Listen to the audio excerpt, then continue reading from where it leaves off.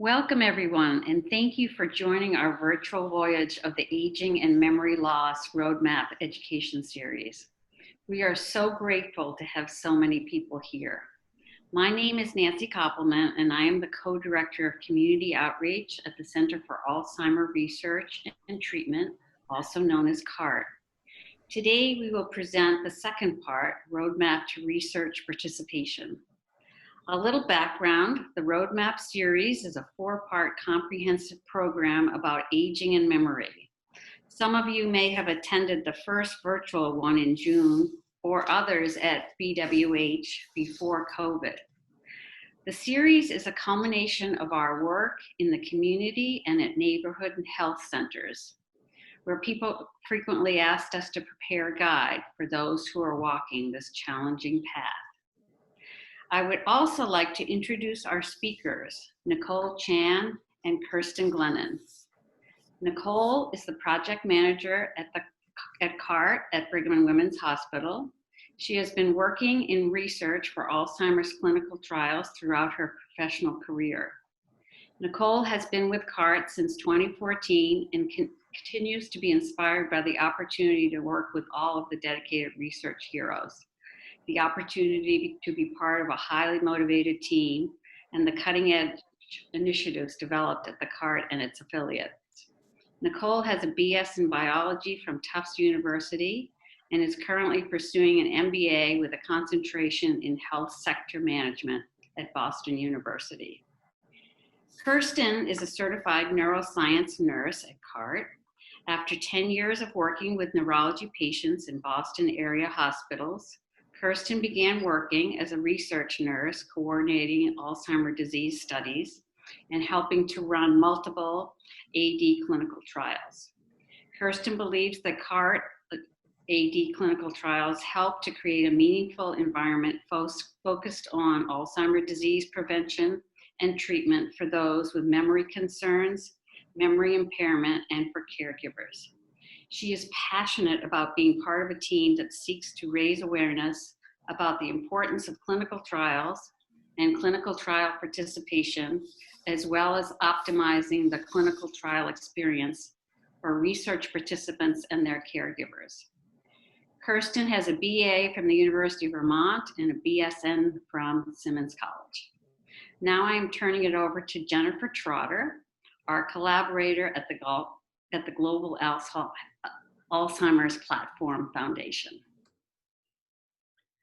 Thank you, Nancy, and hello. I'm Jennifer Trotter, Senior Manager of Recruitment and Program Services with the Global Alzheimer's Platform Foundation. I'm happy to be part of this webinar, and I applaud you all for taking the time to join us. We're really looking forward to a fantastic presentation today. The Global Alzheimer's Platform Foundation is a nonprofit organization that was established in 2016 with the goal of seeking to speed up drug development for Alzheimer's disease. We have a network of over 80 member research sites in the US and Canada, and they all work on AD research. We support these sites in their efforts. These sites all have to meet certain criteria to be part of the GAP network. And you are so fortunate to have one of our member sites here in the greater Boston area, the Center for Alzheimer Research and Treatment at Brigham and Women's Hospital. I work closely with their study team to support them and to address any barriers to effectively running their clinical trials for memory loss. You have a top-notch team here. As our GAP president reminds us frequently, the first person cured of Alzheimer's disease will be in an Alzheimer's clinical trial. Enjoy the webinar today, and I'll turn it over to our next speaker. Thank you. All right, thank you everyone for joining. What we'll go over today is who we are at the Center for Alzheimer's Research and Treatment, how we can support you. We'll give you an overview about what research is going on in Alzheimer's disease at both our site at the Brigham and Mass General, and what the research process is. Next slide.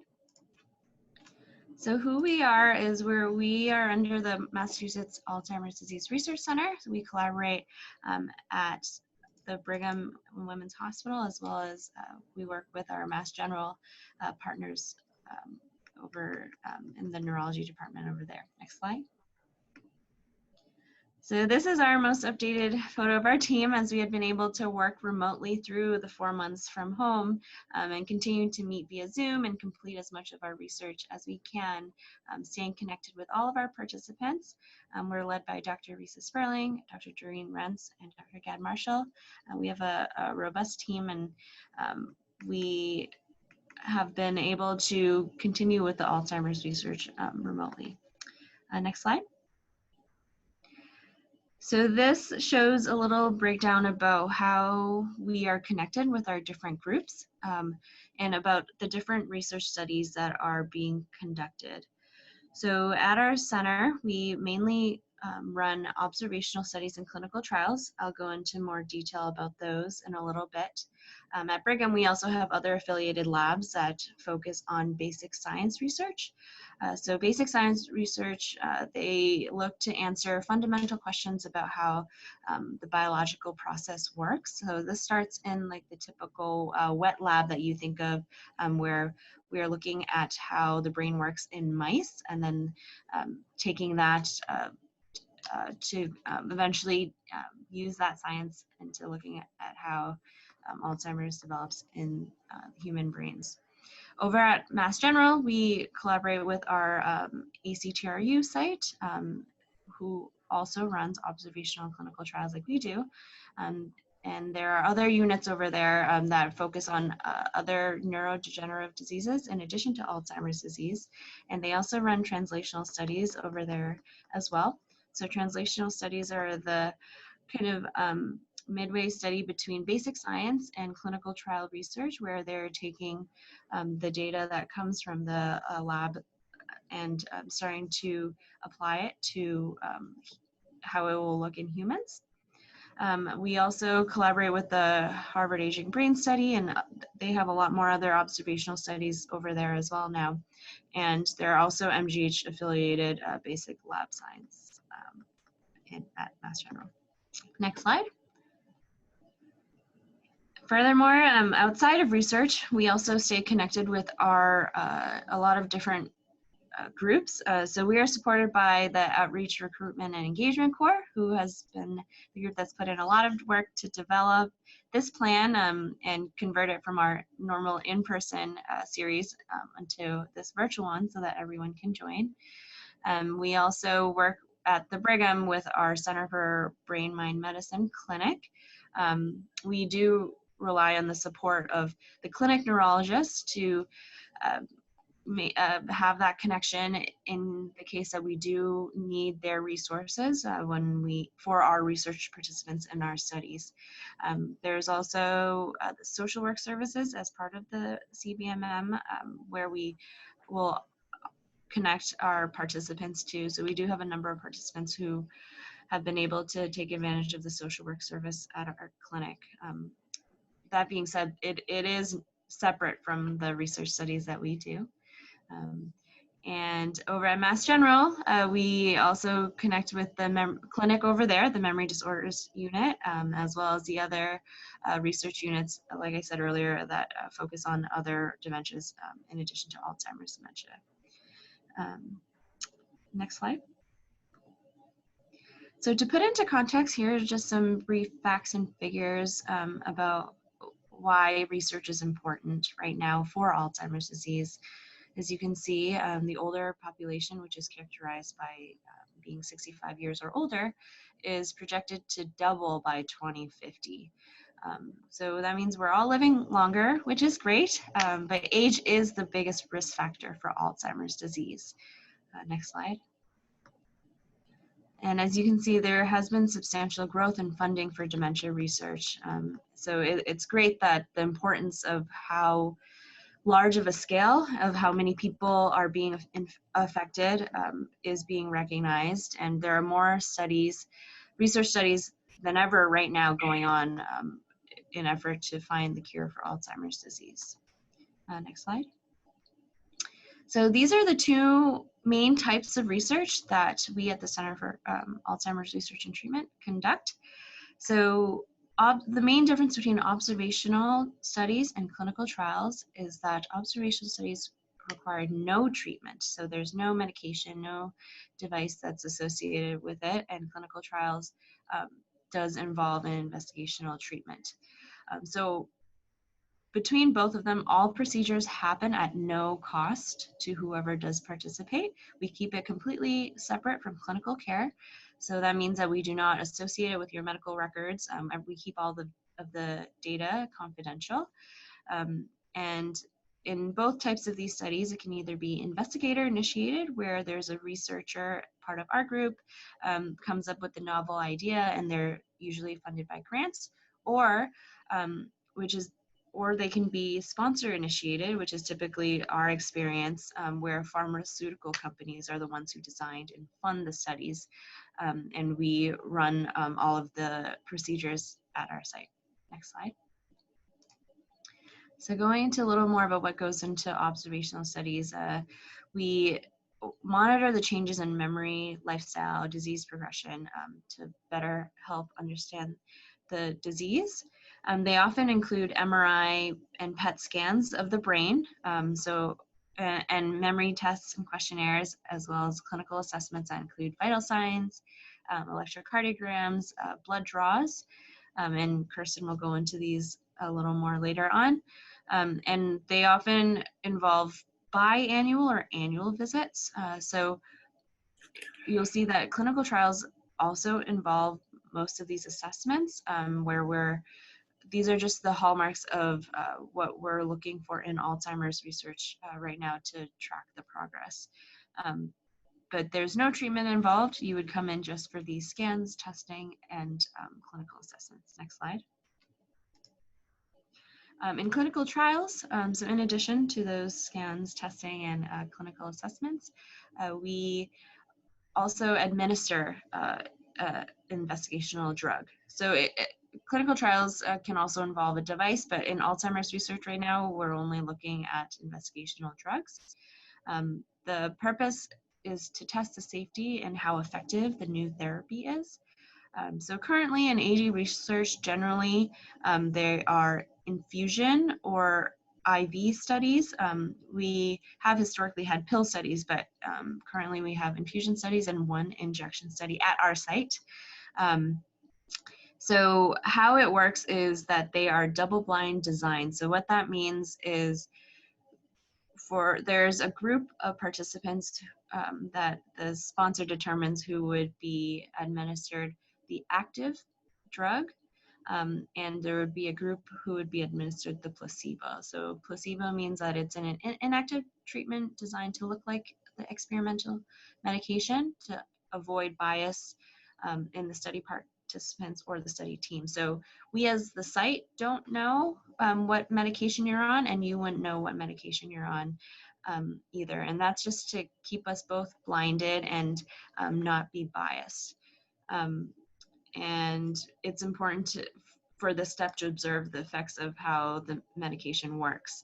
And depending on the study, this ratio can either be 1-to-1, where half the participants are on the active drug and half are on placebo, or we do have some studies where there's a lower dose, a higher dose, and then placebo. So for all of the studies, there is a placebo group, but there may be more than one group of dosage.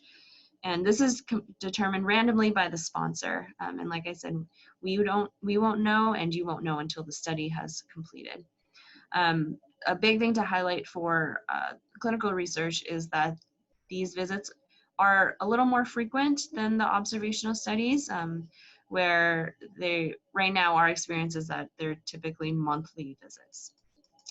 And throughout the study, we are continually assessing safety. We collect, like I said, routine labs and routine vital signs and EKGs. And anytime that our team of research neurologists do review your results, and we do find that there's something that needs to be flagged where it might be abnormal, we would contact your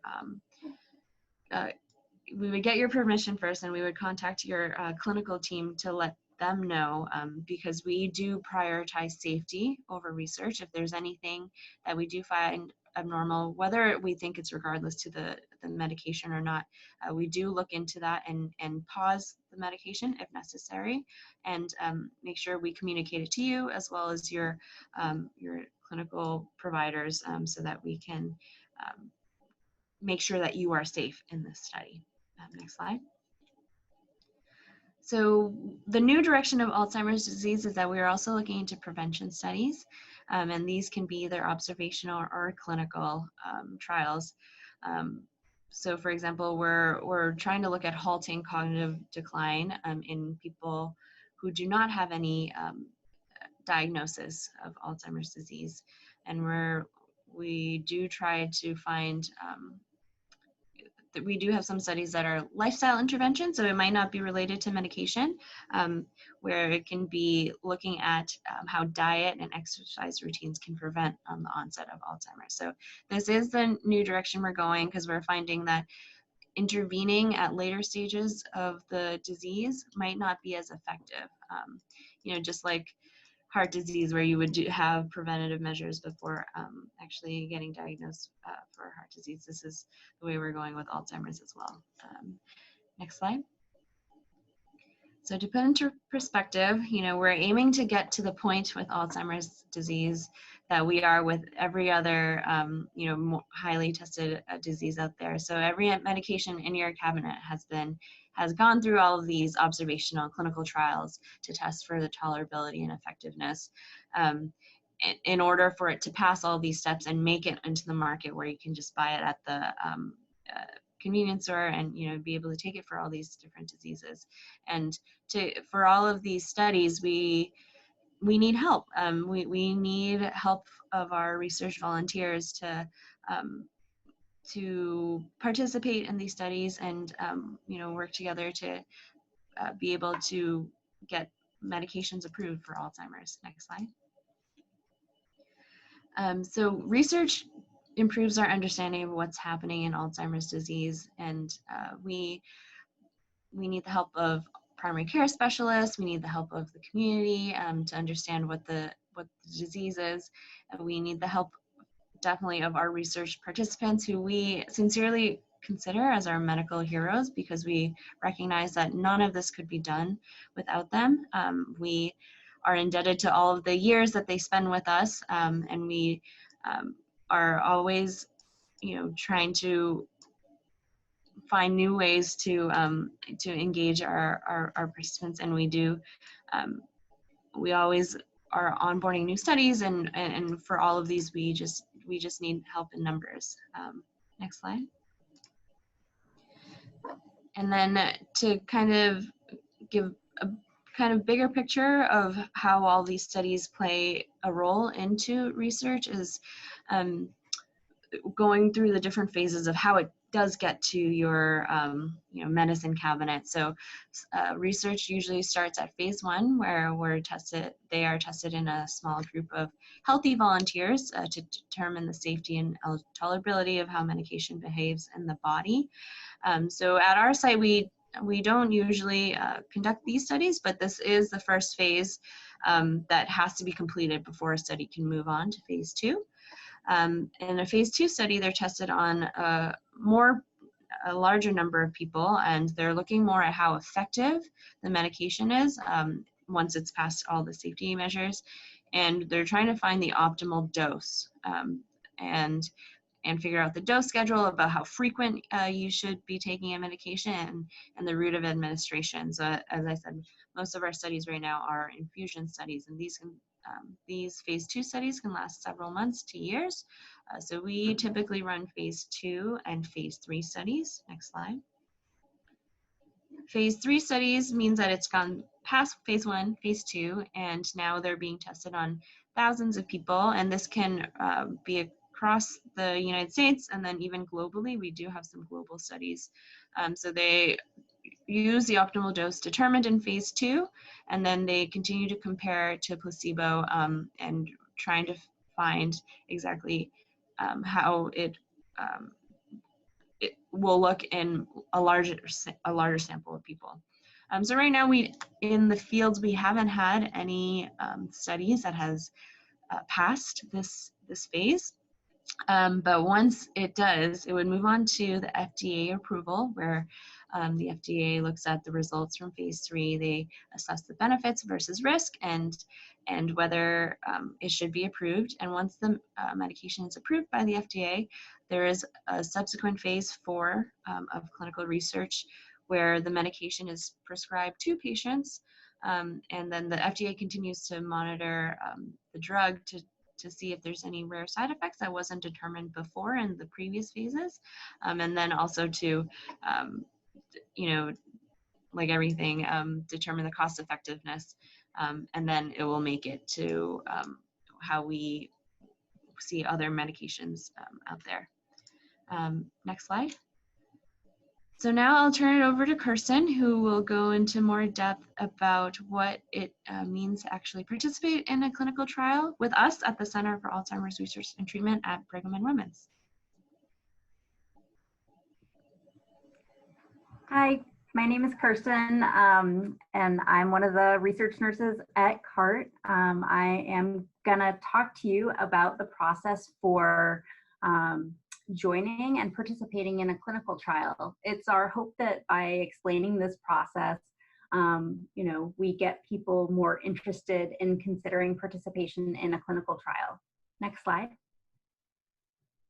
The first thing that's involved in joining a clinical trial, getting involved in research, you would have expressed an interest to someone, whether it's online or at an event, but one of our research assistants will reach out to you with a phone call, and we will do some, ask you some questions about your health, your medications. We'll also ask you to identify something called a study partner. And a study partner is someone that knows you very well, and is somebody that would be able to identify small changes in your memory or behavior. Their participation in clinical trials is so important and so valuable. They really help us measure memory more thoroughly. Another thing that we would likely do when we make a phone call to you is going to be asking you some brief memory questions. So just to better identify what clinical trial might be most appropriate or the best fit for someone. We'll also ask you to sign something called a medical record release form. And that medical record release just allows our study clinicians to review your medical records to make sure that it's safe for you to participate in a clinical trial. As Nicole had mentioned, your safety as a research participant is always prioritized over research. So next slide. Once our physicians have reviewed and cleared you for participation in a clinical trial, we'll send you an informed consent form. And this is essentially a contract that is designed to protect you and to inform you better about the study. It will explain the purpose of the study, who's funding the study. It explains how long the study lasts. Some of our studies last, are as short as 18 months, and some are as long as several years. It also explains the benefits, compensation, and known risks. So with our clinical trials, we do use experimental product or experimental drug. So we will explain the known risks in that consent form. We'll also explain how we're going to keep your information, your personal identifying information, confidential, and also how data is stored. Next slide. So once you review this informed consent form, it's pretty much going to be the first thing that you do during your screening visit. So we will schedule with you to come into CART for a rather long visit. Screening visits for studies can last anywhere from 4 to 5 hours. Sometimes they're shorter, but they do tend to be pretty long visits. So it's kind of a day trip to our site. So we'll have you review the informed consent form first with one of our neurologists. This gives you the opportunity to clarify any information that might be vague or give you the opportunity to ask any questions that you might have. Once you've signed the informed consent form, we would then move into doing more of our assessments. So we would do things like memory testing or cognitive testing. We'll also ask you again about medical history, just verifying medications, and then we'll do some clinical assessments as well. Clinical assessments being like things like drawing your labs or doing EKGs, doing a neurological or physical assessment, etc. Next slide. So sometimes when someone's screening for a clinical trial, something called screen failure can happen. And basically what that means is that each clinical trial has inclusion criteria. So each study is looking for a very specific type of participant, and with a memory, that's either intact, maybe very mildly impaired, maybe a little bit more impaired, depending on what that sponsor or what that clinical trial is looking for. If the score of your memory is either too high or too low, something called a screen failure can happen. You can also screen fail based on things like abnormalities that we identify in blood, urine, or EKG. Next slide. But screen failing, although it does happen, it really is not something to worry about. It really does just give us a better opportunity to find a clinical trial that's a better fit for you. So it might just be that the clinical trial that we thought might be a good fit actually isn't. So it just gives us the opportunity to find a better study for you, or to bring you back and to rescreen for that initial study. Next slide. So if you do not screen fail, so if you've made it through all those memory questionnaires and those clinical assessments, and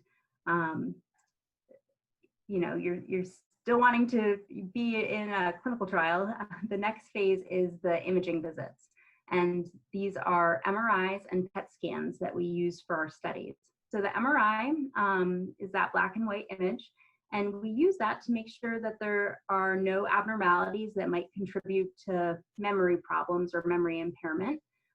That's really a measure that we use for safety. And in our clinical trials, we do MRIs typically throughout the course of the study. And again, this is for safety.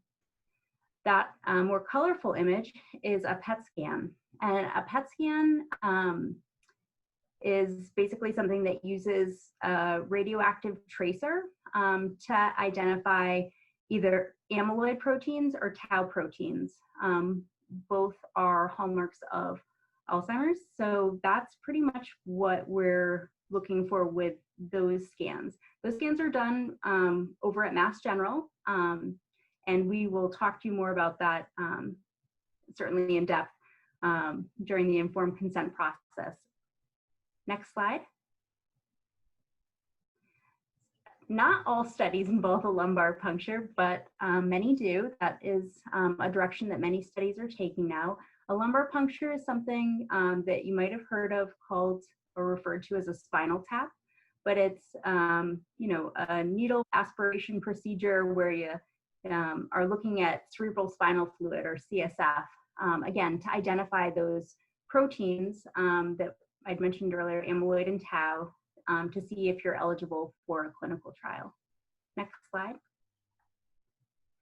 So to be eligible for a clinical trial, again, our sponsors make that determination. We are actually blinded to PET scans, so we are not going to be able to share that information with you, but we do get a notification that you're either eligible or not eligible to participate in the trial.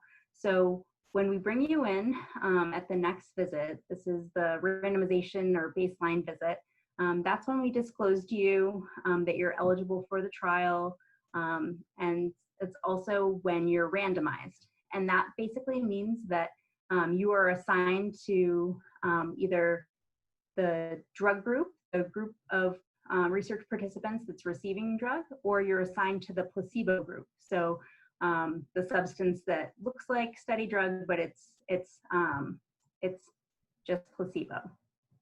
So at that visit, we also do something with memory testing, more questionnaires, additional blood or urine collection, etc. That does vary depending on the study. Next slide. So then that's it. Then you're enrolled in a clinical trial. Participation in clinical trials typically does involve periodic memory testing and questionnaires. And this just allows us to track how memory changes over the course of time. So memory testing does differ from study to study, but there are some common things that we have people do, like identifying objects or drawing objects, writing a sentence. We might ask you to remember a list of words, things like that. We'll also ask you questionnaires and your study partner questionnaires as well, just to try to identify any changes in mood, behavior, or changes in activities of daily living. Next slide. So at these visits, the majority of them also involve the administration of study drug. As Nicole mentioned, most of our studies right now are administered intravenously. So that involves having one of our research nurses place an IV in a vein, and then we administer study drug. The length of time that takes does vary from study to study, but typically it's an hour or so. It can be a little longer. We do have one study that is administered subcutaneously, so it's administered a little injection into the belly.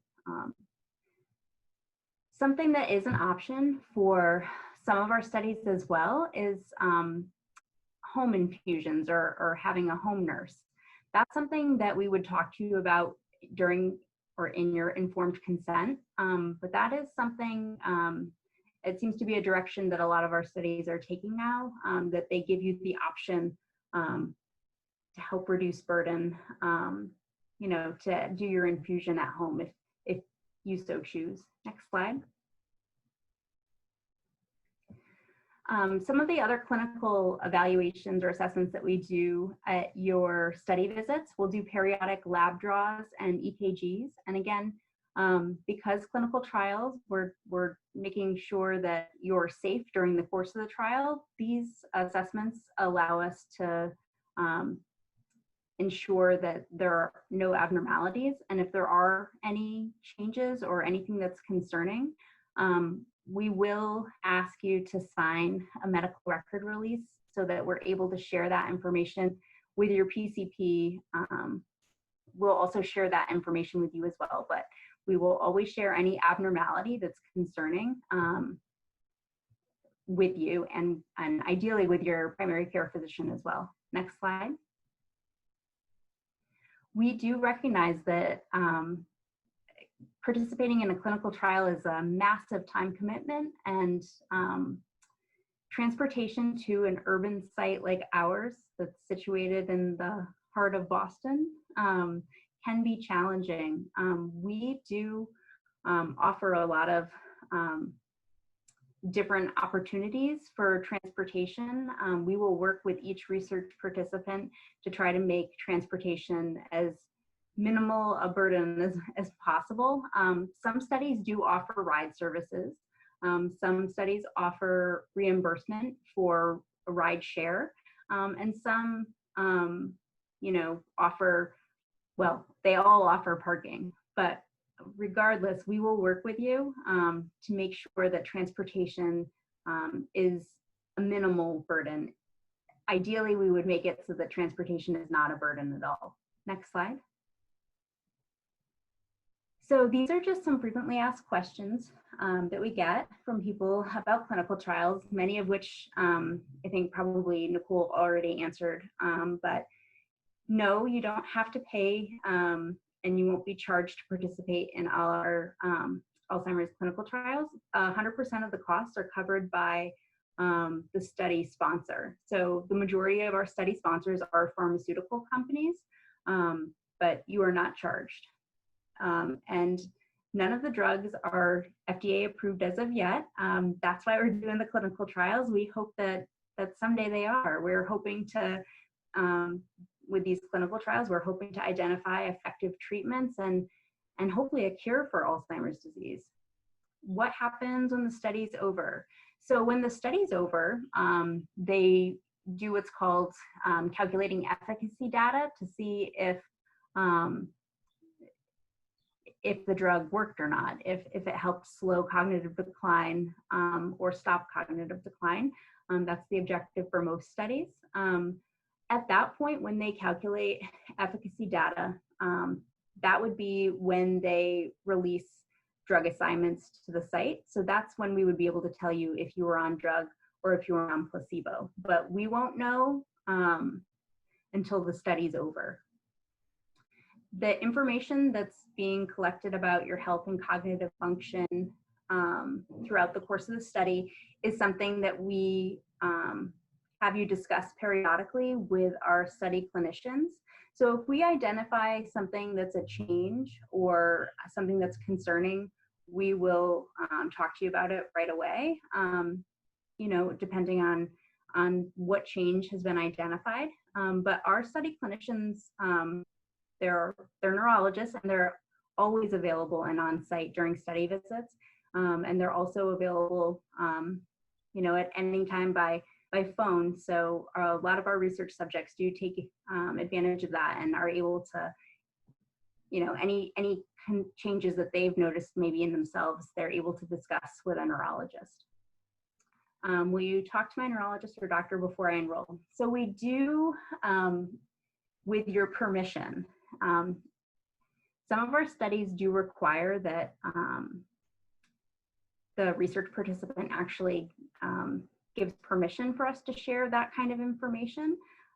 So we will share that you are participating in a clinical trial, but we won't discuss what that clinical trial is in many situations.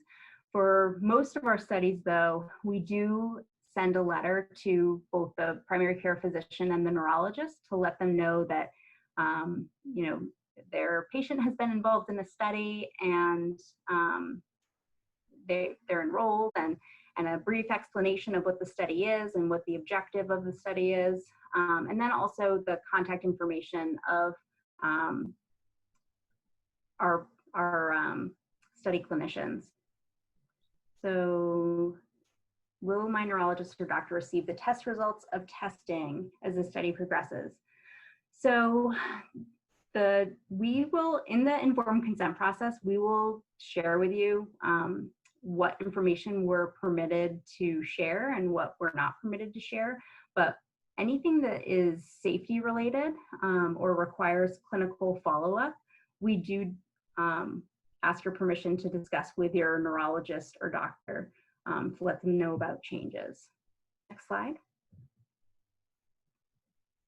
Side effects of the study drugs that are known are covered in the informed consent form, and they do vary from study to study. And the results of the study are disclosed at the end of the study when efficacy data is calibrated. So that's when you get the results. So it can be actually up to several months after a study ends that you would actually find out if you were on study drug or placebo. Next slide. So our research participants are so generous with their time, and as Nicole had mentioned, they are truly our medical heroes. We could not do any of this work without them. These are some attestations from some of our study participants.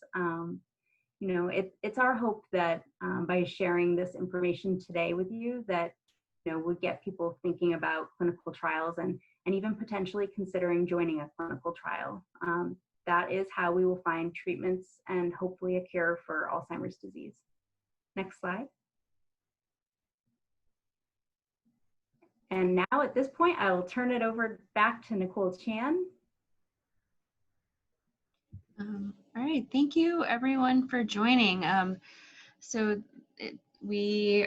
wrap up kind of our presentation, I also want to, next slide, tell you about that we do offer free memory screening if that's something that you're interested in.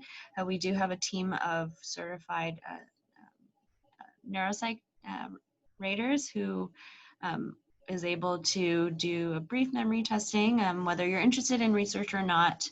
And if you're interested in that, you can feel free to reach out to me. My email is here in chan4@bwh.harvard.edu. And we do have additional resources here from our OR team if you would like to be involved in our educational program, or if you have any additional questions at all, our contacts are here. So thank you again for everyone who has joined us for this presentation, and we look forward to hearing from you.